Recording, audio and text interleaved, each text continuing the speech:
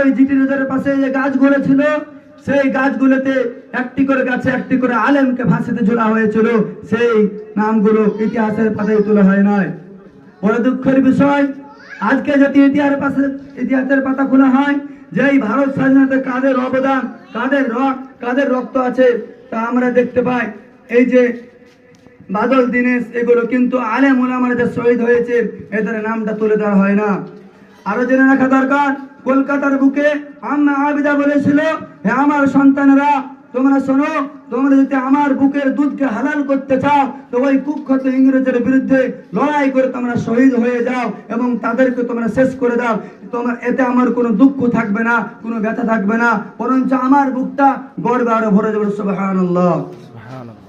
তো মহতরম বুজুর্গ দোস্ত, বলার বিষয় একটাই, ওই যে বাদল দীনেশ, ক্ষুদিরাম এবং সুভাষচন্দ্র বসু, তিনাদেরকে আমরা অস্বীকার করছি না, তিনাদেরকে আমরা শ্রদ্ধা করি, তিনারা আমাদের গর্বের পাত্র এবং তিনারা আমরা মাথাদের তাজ।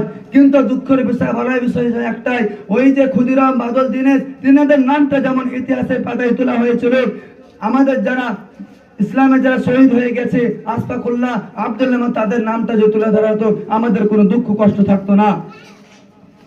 আরো জেনে রাখা দরকার, সুভাষচন্দ্র বসু যেমন জাপানে গিয়ে একটি ইংরেজদের বিরুদ্ধে একটি সংগঠন তৈরি করেছিলেন, তাই জন্য তার নামটা ইতিহাসের পাতায় লিপিবদ্ধ করা হয়েছে।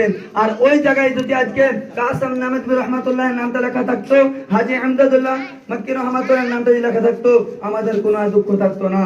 যাই হোক, আজকে এই দিনে হাজার হাজার আলেম ওলামা শহীদ হয়েছে, তাদের জন্য দোয়া করা এবং দেশের জন্য ভালোবাসা রাখা, এটা আমাদের কর্তব্য। এই বলে আমার বক্তব্য করছি। ওমা আলাইনা ইল্লাল বালাগ।